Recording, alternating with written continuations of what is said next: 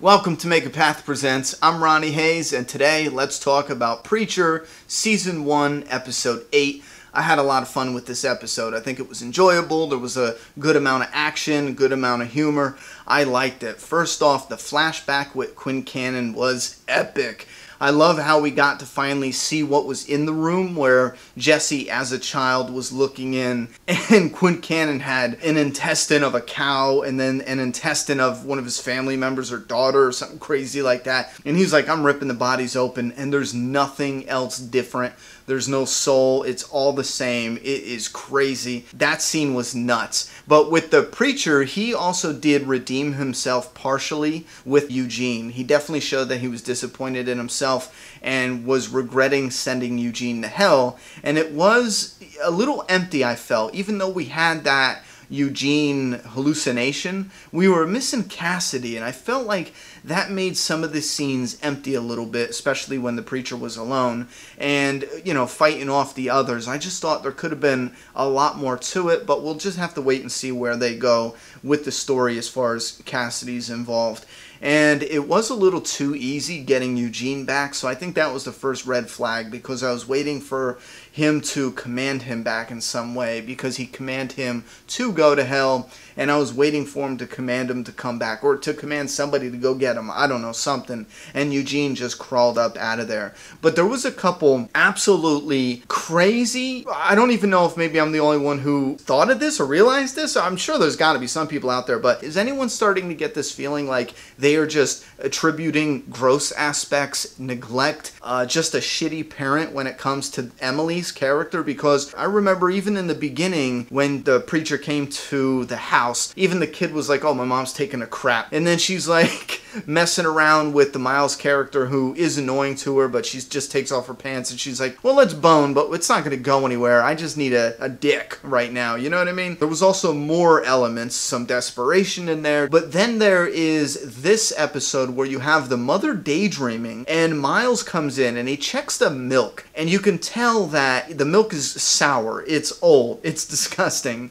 and they argue about the church. Miles offers to help like he always does. She's irritated and yells at him. Then she turns around immediately after and asks for his help. Now, she doesn't even acknowledge her kids or even say goodbye to them, and she just leaves.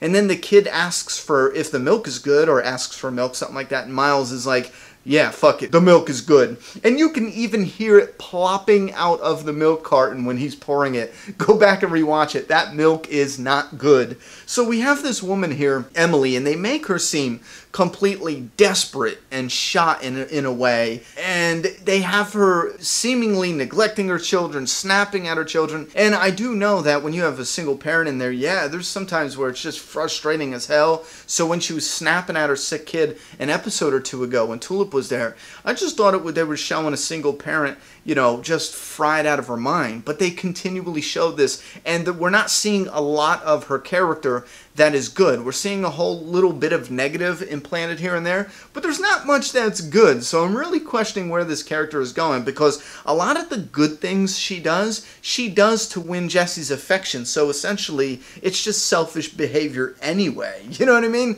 This is a character that's completely selfish as far as what I'm seeing so far. And then later, we even see her at nighttime. Maybe they showed her kids with her. I must have missed it. But when they were going to war at nighttime, where were her kids? Because Miles was there. Who was watching her kids? I don't know. It's madness. Anyway, going to one of the fucking hilarious parts of this episode, you get the assault on the church. This guy, first off, is in a Civil War reenactment uniform, which is great.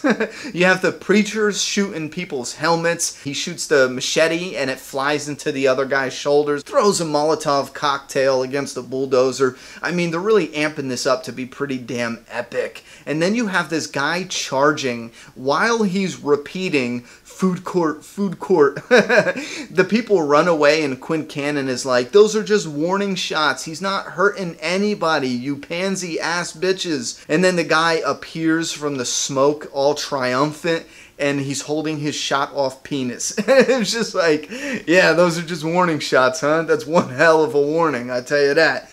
Genesis's removal, though, out of Cassidy, again, humor out the ass. I love that scene where they were amping it up, even having Eugene, the hallucination of Eugene, talking about, this is gonna hurt. And then it's simple. It's nothing. It gets a little odd, though, because once it gets it in the can, it busts out of the can, which I was under the assumption that the can could hold it. And he busts out of the can, and then he goes back into the preacher. And the two agents, it's as if they just give up. I thought it was either capture that being or all else is lost. It's over, game over, that is it. And it's as if they just gave up in that moment. Now, maybe they'll clarify that a little more. Again, in my opinion, I thought letting that creature go meant the destruction of everything. You know what I mean? Including them as angels. So, I don't know. Maybe that's just me putting more to it than there actually was. But I found that pretty odd. I did like a lot how Donnie stuck his head in the trunk and shot off the gun to rupture his eardrums, and that way he couldn't hear the preacher, and then he snuck in. I really like that, because at the time I'm like, wait a minute, is he killing himself? Because that would kind of not make sense for his character. I mean, what did his character really do in this series so far? So I thought that was pretty cool. And then we see Tulip with the dog. I could tell she was really conflicted, and part of me thought she was waiting for nighttime because it was during the day we see her playing catch with the dog. And I had it in the back of my mind, she's taking that damn dog to Cassidy, but where the fuck is Cassidy? Because she left out the other door, right? So did she even see Cassidy's body? Apparently she did.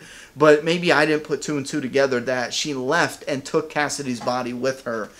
So I didn't figure that out until the end when she just put the dog in a different room. Cassidy's body is partially in there. I guess she's been feeding him something.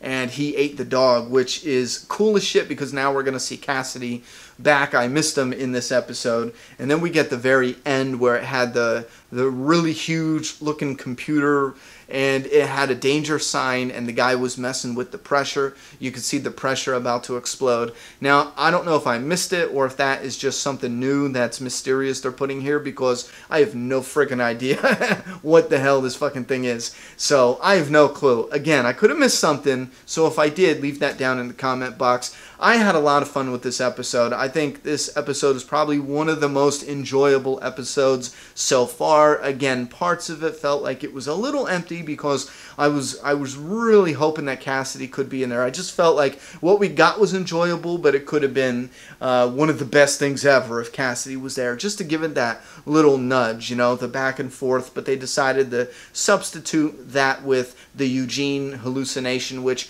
was humorous at times, so I guess that was good enough. And it was a good idea to put that hallucination in there, even though at the time it didn't feel like it fit 100%. But at the end of the day, the episode was cool, action, humor, which fits really well in this world that they have designed for Preacher on AMC. I thought it was pretty fun. Put your thoughts and opinions down in that comment box. I'm done talking. It's your turn. Subscribe now.